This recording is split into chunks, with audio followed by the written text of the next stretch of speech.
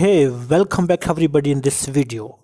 आज इस वीडियो में मैं आपसे बात करने वाला हूं आपके बीए फर्स्ट ईयर के एग्जामिनेशन के लिए साइकोलॉजी एमसीक्यू के बारे में।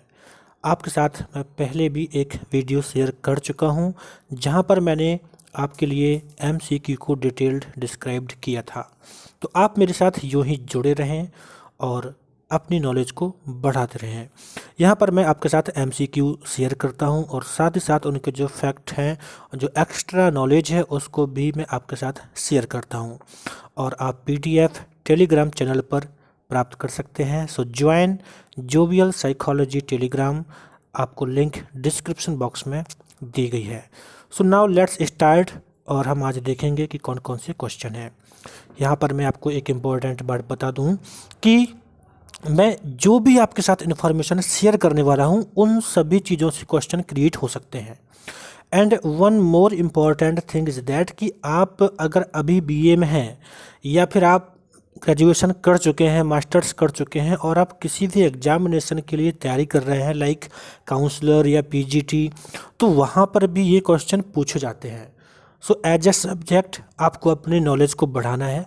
ऐसा नहीं है कि बीए में ही क्वेश्चन पूछे जाएंगे। आपके काउंसलर्स या ईवीजीसी और जो पीजीटी के एग्ज़ाम होते हैं साइकोलॉजी में, जो नेट एग्जामिनेशन है, वहाँ पर ये क्वेश्चन नहीं आएंगे। ऐसा कुछ नहीं है। You just need to gain knowledge about psychology की जो नॉलेज है बस वो गेन करनी है। तो आइए शुरू करते हैं। फिलहाल जो बीए फर्स्ट ईयर के बच्चे होते हैं उनको ध्यान में रखते हुए इसे क्रिएट किया गया है। तो एक एक करके चीज़ों को अच्छे से सीखेंगे, समझेंगे और आप पूरा वीडियो अंत तक देखें। So first question on your screen is that Wilhelm Wundt established first psychological laboratory. Wilhelm Wundt ने पहली मनोवैज्ञानिक प्रयोगशाला की स्थापना की थी। तो एक ये तो क्वेश्चन का फॉर्मेट हो गया कि ऐसे क्वेश्चन पूछे जा सकते हैं, लेकिन यहाँ पर 3 क्वेश्चन बनेंगे। कैसे, मैं आपको भी बताऊंगा। So first and important point is that कि वुंट ने प्रथम मनोवैज्ञानिक प्रयोगशाला 1879 में यानी 1879 में स्थापित की थी। तो ये तो आपको याद रखना है। अब इस क्वेश्चन को ये भी और भी तरीके से पूछा जा सकता है, जैसे कि विलियम वुंट ने पहली प्रयोगशाला कहाँ स्थापित की थी। तो आपके लिए यहाँ पर मैंने लिखा है laboratory of the world in Leipzig, Germany. Germany के लिप्जिग में इन्होंने अपनी प्रथम मनोवैज्ञानिक प्रयोगशाला स्थापित की थी। और इसी क्वेश्चन को दूसरे तरीके से पूछा जा सकता है कि प्रथम मनोवैज्ञानिक प्रयोगशाला किसने स्थापित की थी। तब आपको बताना होगा विल्हेल्म वुंट ने। ओके, तो इस तरह से 3 पॉइंट हैं। 3 पॉइंट में जो पहला पॉइंट ये है कि मनोवैज्ञानिक प्रयोगशाला की प्रथम जो फर्स्ट लेबोरेटरी है उसे स्थापित किया गया था 1879 में, 1879 में। सेकंड पॉइंट इज दैट कि इस प्रयोगशाला की स्थापना विलियम वुंट ने की थी। And third point is that कि इसकी स्थापना लिप्जिग, जर्मनी में की गई थी। ये तीनों पॉइंट आपको अच्छे से याद रखते हैं। अब अगर ये पूछा जाए कि आखिर इस लेबोरेटरी को इस्टेब्लिश क्यों किया गया था, इस प्रयोगशाला की स्थापना क्यों की गई थी, तो ध्यान रखना है कि विल्हेल्म वुंट ने सेंसेशन एंड फीलिंग्स, यानी जो सेंस होते हैं, फीलिंग्स होती हैं हमारे मस्तिष्क में जो चीज़ें हैं, उन चीज़ों को स्टडी करने के लिए इन्होंने प्रयोगशाला को स्थापित किया था। और बेसिकली इन्होंने जो स्थापना की थी, हम कह सकते हैं कि इंट्रोस्पेक्शन के मेथड से, इंट्रोस्पेक्शन जिसे हिंदी में कहते हैं आत्मनिरीक्षण के माध्यम से इन्होंने चीज़ों को जानने का प्रयास किया था। मतलब हमारी फीलिंग्स क्या हैं, सेंसेशंस क्या हैं, खुद के द्वारा आत्मनिरीक्षण करके चीज़ों को समझने का प्रयास किया गया था। लेकिन बाद में जब चीज़ें डेवलप हुई तो कुछ और लोग आए, उन्होंने इनका विरोध किया कि हम चीज़ों को समझने के लिए, मस्तिष्क को समझने के लिए इंट्रोस्पेक्शन मेथड फॉलो नहीं कर सकते हैं, आत्मनिरीक्षण विधि फॉलो इसलिए नहीं कर सकते हैं कि हर किसी का इंडिविजुअल डिफरेंस होता है। जब व्यक्तिगत रूप से लोग अलग अलग हैं तो चीज़ों को कैसे जनरलाइज किया जाएगा, कैसे डेटा को सामान्यीकृत किया जाएगा। तो इन बातों की वजह से बाद में इसको नकार दिया गया था। लेकिन आपके लिए इम्पॉर्टेंट चीज़ है कि विलियम वुंट ने 1879 में जर्मनी के लिप्जिग में पहली मनोवैज्ञानिक प्रयोगशाला स्थापित की थी। तो आप इसे बस याद रखिएगा। ओके। और इन्होंने जो मेथड अपनाया था स्टडी के लिए वो इंट्रोस्पेक्शन मेथड था। तो इन चीज़ों को याद रखिएगा। Now next question on your screen. William James published his principles of psychology. William James ने एक अपनी किताब थी और उसका नाम था प्रिंसिपल्स ऑफ साइकोलॉजी यानी मनोविज्ञान के सिद्धांत। तो उस बुक को कब इन्होंने पब्लिश किया था? बहुत ही अच्छा क्वेश्चन है, आप ध्यान रखिएगा। विलियम जेम्स ने प्रिंसिपल्स ऑफ साइकोलॉजी को 1890 में प्रकाशित किया था। तो इस क्वेश्चन में भी 3 क्वेश्चन बनते हैं। कैसे? विलियम जेम्स ने अपनी पुस्तक प्रिंसिपल ऑफ साइकोलॉजी को कब प्रकाशित किया था? 1890 में। दूसरा क्वेश्चन बनता है कि प्रिंसिपल ऑफ साइकोलॉजी जो बुक है उसके लेखक कौन है? William James. दूसरा क्वेश्चन हो गया। और तीसरा पॉइंट ये कि विलियम जेम्स ने कौन सी बुक लिखी थी? तो आप बोल सकते हैं कि इन्होंने द प्रिंसिपल्स ऑफ साइकोलॉजी नाम की बुक लिखी थी। तो ये पॉइंट्स आपको ध्यान रखने हैं। थोड़ा सा एक्स्ट्रा इन्फॉर्मेशन में मैं आपको बता दूं कि जो विलियम जेम्स थे ये अपने स्कूल ऑफ थॉट फंक्शनलिज्म यानी प्रकारवाद को लेकर ये पॉपुलर थे। जब आप शुरुआत में साइकोलॉजी पढ़ते हैं तो आप अप्रोचेस या थॉट्स ऑफ साइकोलॉजी के बारे में पढ़ते हैं, स्कूल ऑफ साइकोलॉजी के बारे में पढ़ते हैं। जैसे आपका साइकोडायनामिक में साइकोडायनामिक में आपके सिगमंड फ्राइड का नाम आता है और विलियम वुंट का नाम आता है स्ट्रक्चरलिज्म में। तो उसी तरह से जो स्कूल ऑफ थॉट फंक्शनलिज्म है जिसको हिंदी में प्रकारवाद कहते हैं, ये विलियम जेम्स के द्वारा स्थापित किया गया था। आपको मैं फिर से याद दिला दूं कि जिस तरह से सिगमंड फ्राइड ने साइकोडायनामिक को स्थापित किया था और जिस तरह से विलियम वुंट ने संरचनावाद को स्थापित किया था, उसी तरह से विलियम जेम्स ने फंक्शनलिज्म यानी प्रकारवाद को स्थापित किया था। सबके अपने अपने स्कूल ऑफ थॉट हैं और इन्होंने अपने अपने तरीके से चीज़ों को डिफाइन किया है। तो थोड़ा सा बता देता हूँ कि जो प्रकारवाद है, जो फंक्शनलिज्म है, इसमें विलियम जेम्स ने कहा था कि जो हमारा मेंटल स्टेट होता है, जो मानसिक प्रक्रियाएं होती हैं, वो कैसे कार्य करती हैं उसके हिसाब से व्यक्ति के व्यवहार होते हैं। इन्होंने ये माना था। यहाँ पर लिखा भी है अकॉर्डिंग टू फंक्शनलिज्म यानी प्रकारवाद के अनुसार mental state are identified by what they do rather than by what they are made of. किस चीज़ से बनी हैं या कैसे काम करती हैं, इससे नहीं। जो मानसिक प्रक्रियाएं हैं वो कैसे कार्य करती हैं, कैसे फंक्शन करती हैं, इसको लेके विलियम जेम्स ने स्टडी किया था। आपको मैं याद दिला दूं कि जो फंक्शनलिज्म था और बिहेवियरिज्म था, मैं यहाँ पर केवल फंक्शनलिज्म और बिहेवियरिज्म को लिया हूँ। साइकोडायनामिक को भी ले सकता था और दूसरा स्ट्रक्चरलिज्म को भी ले सकता था, लेकिन पहले बता चुका हूँ। फिर भी यहाँ पर थोड़ा सा देख लीजिए कि फंक्शनलिज्म यानी प्रकारवाद और बिहेवियरिज्म जो व्यवहारवाद था, इसमें अंतर क्या है ये समझना जरूरी है। इम्पॉर्टेंट पॉइंट है आपके लिए। जो फंक्शनलिज्म है उसकी स्थापना किसने की है? विलियम जेम्स ने। जो व्यवहारवाद है उसकी स्थापना वाटसन ने की है। लेकिन दोनों में अंतर क्या है? इसमें यह है कि जो प्रकारवाद है, जो फंक्शनलिज्म है, इसमें ये माना जाता है कि जो हमारा माइंड है वो कैसे फंक्शन करता है, ठीक है, इस बात पर फोकस करता है फंक्शनलिज्म। लेकिन जो व्यवहारवाद है वो इस बात पर फोकस करता है कि जो एक्सटर्नल फोर्सेस हैं यानी हमारा जो एनवायरनमेंट है वो कैसे हमें अफेक्ट करता है, उसके हिसाब से मतलब हमारा माइंड काम करता है। ये व्यवहारवाद में कहा गया था। तो ये चीज़ें आपको समझनी है। बहुत सिंपल सी बात बता दूं, आप कोई भी सब्जेक्ट पढ़ें, किसी भी सब्जेक्ट में जो उसका शब्दावली होता है उसी का खेल होता है।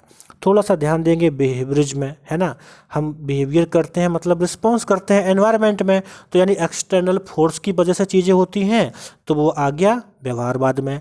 जब फंक्शन की बात करते हैं, फंक्शनलिज्म की बात करते हैं, तो यानी कार्यात्मक फंक्शनलिज्म कैसे कार्य करता है माइंड, तो ये आ गया।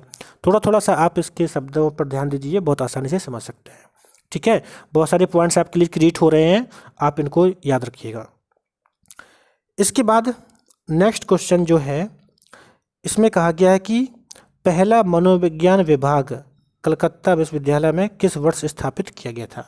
The first psychological department was established at Calcutta university, ठीक है। पहला जो विभाग था मनोविज्ञान का वो कलकत्ता विश्वविद्यालय में कब किया गया था? 1916 में किया गया था स्थापित। ये आपको सीधा सीधा याद रखना है, ठीक है। तो यहाँ पे एक्स्ट्रा इन्फॉर्मेशन के लिए मैं आपको लिखा हूँ, Calcutta university started the first department of psychology in the year 1916, ठीक है, इसे आप ध्यान रखिएगा। एंड यहाँ पे एक्स्ट्रा इन्फॉर्मेशन आपके लिए दिया है, आप पीजीटी लेवल पर हैं तो वहाँ पर भी इन चीज़ों को थोड़ा सा ध्यान रख सकते हैं। और पीजीटी लेवल की बात कर रहा हूँ तो बीए वालों तुम ये ध्यान रख लो कि अभी आप ग्रेजुएशन में हैं, यानी 3 साल का बीए करेंगे, इसके बाद आप एमए करते हैं, मास्टर्स करते हैं साइकोलॉजी में, तो आपको पीजीटी यानी पोस्ट ग्रेजुएट लेवल की जो वैकेंसीज होती हैं इंटर कॉलेज में, जो टीचर बनने का मौका मिलता है, उसमें जाने का मौका मिलता है। तो एग्जाम में थोड़ा सा डीप क्वेश्चन आते हैं, तो अभी से आप तैयारी कर सकते हैं, या फिर ऑलरेडी आप पीजीटी का एग्ज़ाम देना चाहते हैं और मास्टर्स कर चुके हैं तो भी आप चीज़ों को समझिए। ये थोड़ा सा मैंने बताया है कि विश्व युद्ध के समय फर्स्ट जो वर्ल्ड वार था उस टाइम पे लेविस टर्मन ने अपना 1916 में यानी 1916 में अपना Stanford revision Binet Simon scale को पब्लिश किया था। तो ये इन्फॉर्मेशन भी आप याद रख लीजिए, सेम है, 1916 की बात है, इसलिए मैं आपको यहाँ पे थोड़ा सा कनेक्ट कर दिया हूँ ताकि आप इसे याद कर पाएँ, ठीक है, इसे याद रखिएगा। अगला क्वेश्चन है, in India modern western psychology was first introduced, यानी भारत में आधुनिक पश्चिमी मनोविज्ञान की शुरुआत सबसे पहले हुई थी। तो ये भी कलकत्ता यूनिवर्सिटी में हुई थी, आप इसको ध्यान रखिएगा। भारत में आधुनिक पश्चिमी मनोविज्ञान की शुरुआत, पश्चिमी मनोविज्ञान क्यों कहते हैं? क्योंकि ये वेस्टर्न से ज़्यादा डेवलप हुई है, ठीक है। इसके बारे में बहुत सारा मतलब कहने को लेक्चर दिया जा सकता है। बेसिकली मतलब अगर इंडिया से हैं तो हम ये कह सकते हैं कि हमारे इंडिया में जो चीज़ें थी वो कहीं न कहीं साइकोलॉजी से बढ़कर थी, यानी ऑलरेडी ही अपने रिलीजियंस में चीज़ों को ऐसे फिट किया गया था, लेकिन लोगों को बहुत डीपली समझाने का प्रयास नहीं किया गया था, बस सीधे सीधे बोला गया था कि आपको ऐसे लाइफ जीनी है और सब बेटर होगा। लेकिन वेस्टर्न में क्या किया गया कि साइकोलॉजी को अच्छे से डिस्क्राइब किया गया है, कि मतलब point two point step by step चीज़ों को समझने का प्रयास किया गया है। और आज हम साइकोलॉजी का भी यूज़ करते हैं तो क्यों करते हैं? ह्यूमन बिहेवियर को ठीक करने के लिए, या फिर ह्यूमन बिहेवियर को समझने के लिए। और ठीक करने की बात मैंने कही, जो ठीक करना है किसको?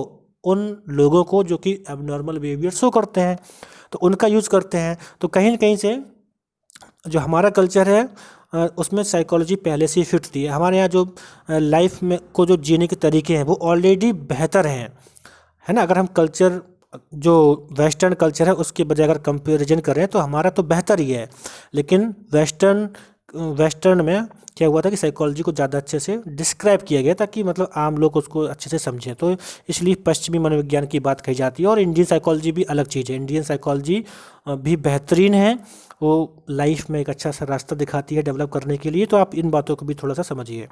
तो यहाँ पर आधुनिक पश्चिमी मनोविज्ञान की बात हमारे इंडिया में अगर शुरू होती तो कहाँ से? कलकत्ता यूनिवर्सिटी से, आप ध्यान रखिए। अगला क्वेश्चन है, the Indian psycho analytic society was founded by, ठीक है, बताना है कि इंडियन साइको एनालिटिक सोसाइटी की स्थापना किसने की थी। तो यहाँ पर जो शब्द आ रहा है साइको एनालिटिक सोसाइटी, तो पहले भी मैं आपको बताया था कि जो साइको एनालिसिस था, साइको डायनामिक जो थ्योरी है, उसको सिगमंड फ्रायड ने प्रपोज्ड किया था। लेकिन हम अगर इंडिया की बात करें तो इंडिया में ये गृहस्थ शेखर बोस के द्वारा ये सोसाइटी सेटअप की गई थी। और यहाँ पर थोड़ा सा देख लीजिए, गृहस्थ Shekhar Bose was an early 20th century South Asian psychoanalyst. कहाँ से थे ये? साउथ एशिया से। और फर्स्ट प्रेसिडेंट थे हमारे इंडियन साइको एनालिटिक सोसाइटी के। और इन्होंने काफ़ी समय फ्रायड के साथ बिताया था, कन्वर्सेशन में रहे थे, टच में रहे थे। तो इन्होंने इंडिया में यानी गृहस्थ शेखर बोस ने इंडिया में फर्स्ट साइको एनालिटिक सोसाइटी की स्थापना की थी, आप इसे ध्यान रखिए। इसके बाद नेक्स्ट क्वेश्चन है, who is the author of the book principles of psychology. इस क्वेश्चन को मैं अभी डिस्क्राइब किया था पहले ही, आपके सामने क्वेश्चन बन के आ गया है। आप जरूर कमेंट करिए और बताइए कि पहले से समझ गए थे या फिर यहाँ पर ग्रीन टिक लिखा है विलियम जेम्स, इसलिए आप समझ ही गए हैं। आई थिंक आप इसको समझ ही चुके हैं, बिकॉज पहले जस्ट बताया था 1890 में विलियम जेम्स ने द प्रिंसिपल्स ऑफ साइकोलॉजी को प्रकाशित किया था, ठीक है। इसमें पूछा लेखक कौन है, सॉरी इसमें क्या पूछा? लेखक कौन है। तो लेखक कौन है? विलियम जेम्स, इसे याद रखिए। इसके बाद अगला प्रश्न है, Greek philosophers defined psychology as. Greek के जो फिलोसफर है उन्होंने साइकोलॉजी को कैसे डिफाइन किया है। बेसिकली आप जब साइकोलॉजी को पढ़ते हैं ना, स्पेलिंग लिखते हैं साइकोलॉजी, ठीक है, ऐसे आप लिखते हैं। तो अगर हम थोड़ा सा इसको 2 पार्ट में बांटेंगे तो क्या होता है, साइको और लॉजी, ये अलग है। तो ग्रीक जो लैंग्वेज है, ग्रीक जो शब्दावली है, उसके हिसाब से जो साइक है ना, जो साइक वर्ड है, तो इसका मतलब होता है साउल, आत्मा कह सकते हैं, या फिर लाइफ कह लीजिए, माइंड कह लीजिए। और लॉजी का मतलब होता है स्टडी से, यानी किसी का अध्ययन करना, लॉजी। जैसे आप कहते हैं बायोलॉजी, जूलॉजी, है ना, तो एलओजी वाई शब्द जहाँ पर भी लास्ट में होता है उसका मतलब होता है अध्ययन करना। तो साइकोलॉजी क्या है, मन का अध्ययन करने वाला एक विज्ञान है, ठीक है। आजकल जैसे हम कहते हैं psychology is the scientific behaviour of human, psychology is the scientific study of human behaviour, आज ऐसे कहा जाता है।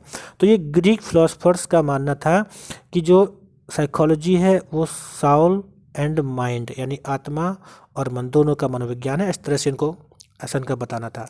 तो बोथ ऑफ द अबव आपका ये सही आंसर बनेगा, ठीक है। आप इसको ऐसे याद रखिएगा। इसके बाद नेक्स्ट क्वेश्चन है, बहुत ही अच्छा क्वेश्चन है, इसे आप थोड़ा सा अच्छे से देखिए।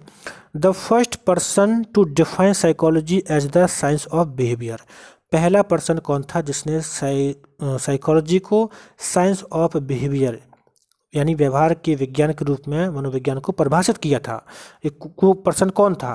तो अभी मैं आपको पहले बिहेवियरिज्म यानी व्यवहारवाद के बारे में बताया था, तो वही जो व्यवहारवाद है वो जे.बी. वाटसन ने दिया था, और वाटसन ने ही कहा था जो मनोविज्ञान है वह व्यवहार का विज्ञान है।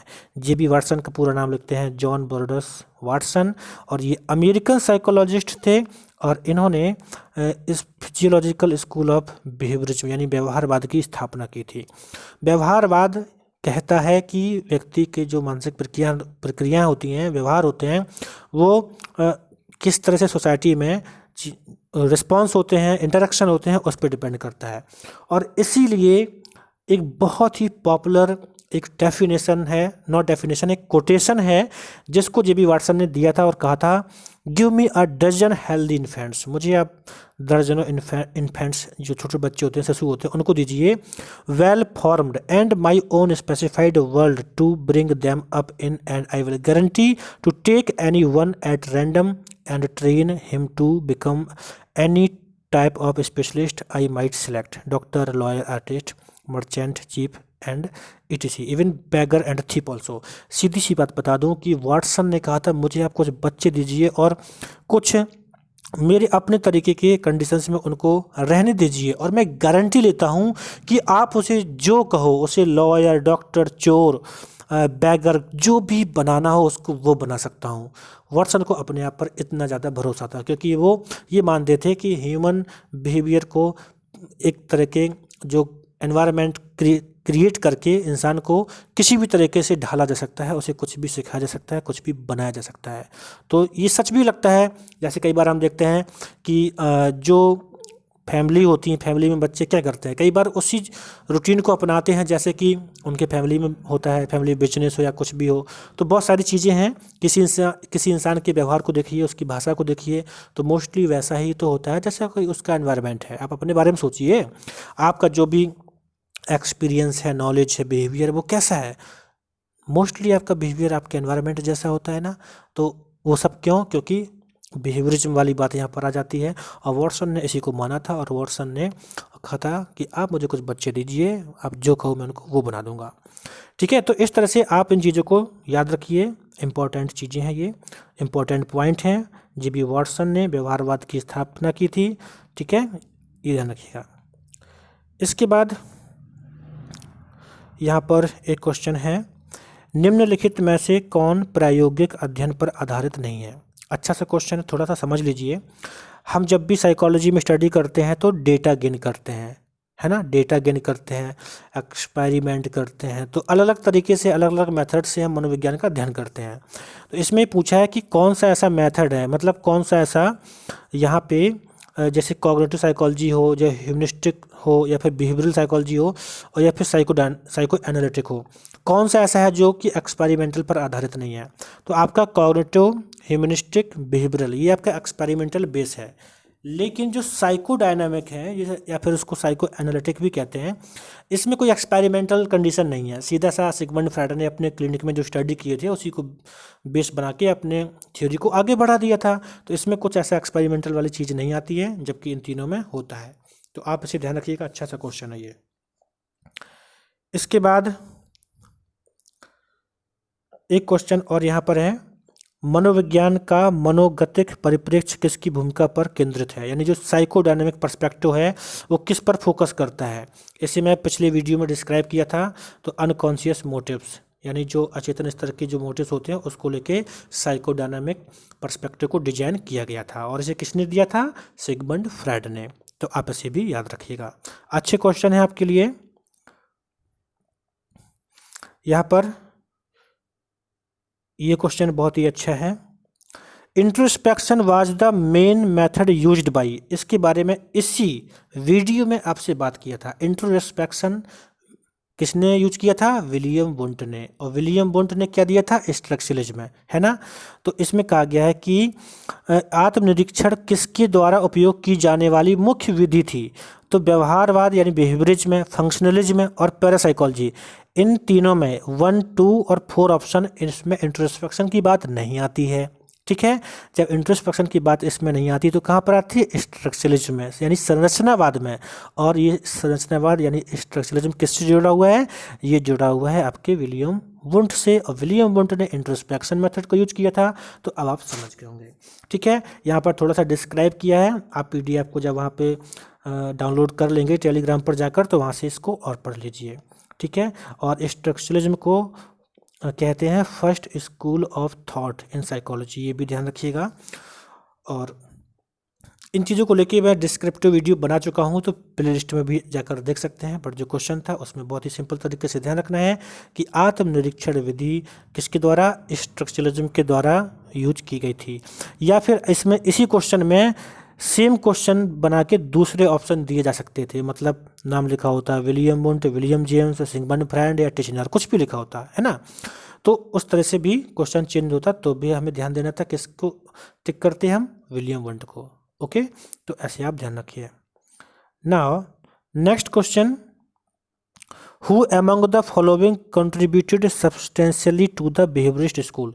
बिहेवियरिस्ट स्कूल में योगदान किसका किसका है?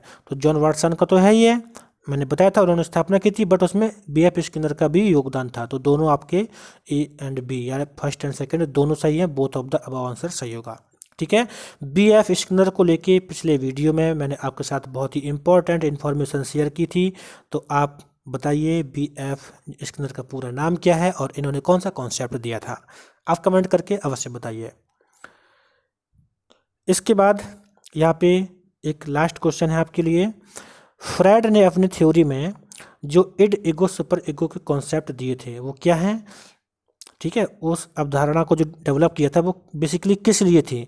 तो वो जो इड ईगो सुपर ईगो को जो डिजाइन किया था, जो डिस्क्राइब किया था, वो पर्सनैलिटी स्ट्रक्चर को डिफाइन करने के लिए सिगमंड फ्राइड ने इसको बनाया था।